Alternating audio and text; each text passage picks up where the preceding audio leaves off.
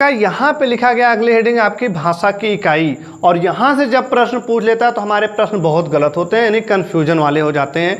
तो भाषा की इकाई को हम समझते हैं। इधर लिखा गया भाषा की सार्थक इकाई पूछेगा तो क्या हो जाएगी भाई, वाक्य हो जाएगी। और वाक्य की सार्थक इकाई पूछेगा तो उपवाक्य हो जाएगी। उपवाक्य की सार्थक इकाई पूछेगा तो पदबंध हो जाएगी। पदबंध की सार्थक इकाई पूछेगा तो पद या शब्द हो जाएगी। पद या शब्द की सार्थक इकाई पूछेगा तो अक्षर हो जाएगी। अक्षर की सार्थक इकाई पूछेगा तो ध्वनि या वर्ण हो जाएगी। यानी यहाँ से हम बोलना स्टार्ट करते हैं और वाक्य तक पहुँच जाते हैं, ये सिलसिला आपका होता है। तो जब भी आपसे पूछा जाए कि भाषा की सबसे छोटी इकाई क्या है, तो सबसे छोटी यहाँ से स्टार्ट करते हैं, ध्वनि या वर्ण हो जाएगी। जब आपसे पूछा जाए भाषा की सार्थक इकाई क्या है, तो आप क्या बता देंगे, भाषा की सार्थक इकाई आपकी वाक्य हो जाएगी।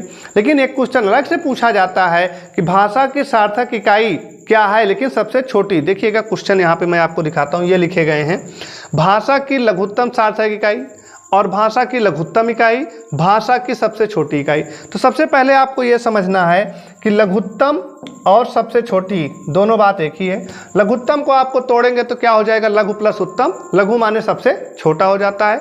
तो इसलिए यहाँ दोनों क्वेश्चन एक ही हैं, तो उत्तर एक ही लिखा गया, ध्वनि या वर्ण। यहाँ पे देखो वही है, भाषा की लघुत्तम, लेकिन एक नया शब्द जोड़ गया, क्या, सार्थक। तो जैसे ही सार्थक बनेगा उसका उत्तर चेंज हो जाएगा, पद या शब्द हो जाएगा।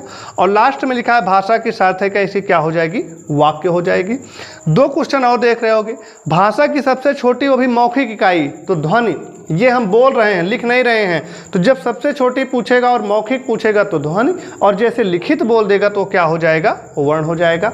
इस तरह से क्वेश्चन बनते हैं। और ये आपको डायग्राम याद रखना है कि भाषा के साथ है वाक्य, फिर उपवाक्य, फिर पदबंध, फिर पद या शब्द, फिर अक्षर, फिर ध्वनि। जैसे आप स्टार्टिंग में आपके मुंह से एक ध्वनि निकली, फिर उसको आपने एक लिख दिया जैसे का, एक क्या बन गया आपका, एक अक्षर। यहाँ पे शब्द बनाना है या पद बनाना है तो आपने जोड़ दिया का प्लस मा प्लस ला, कमल। ये आपका पद एक शब्द बन गया। पदबंध क्या होते हैं, अधूरे वाक्यों को हम पदबंध कहते हैं। जैसे भारत के प्रधानमंत्री डॉट डॉट, अब आप समझ जाएंगे कौन है ना, नरेंद्र मोदी जी हो जाएंगे। उसके बाद वाक्य जान ही रहे हैं और उपवाक्य यानी जो उस पर निर्भर होते हैं। तो इस तरीके से आप समझिए कि कभी भूलिए नहीं, वाक्य, उपवाक्य, पदबंध, पद, अक्षर और ध्वनि वर्ण। यहाँ से हम पढ़ना स्टार्ट करते हैं, यहाँ फिर यहाँ फिर यहाँ फिर यहाँ फिर यहाँ पे पहुँच जाते हैं। और क्वेश्चन कैसे बनते हैं हमने ये भी दिखा दिया। तो वीडियो कैसी लगी कमेंट करके ज़रूर बताइएगा। धन्यवाद।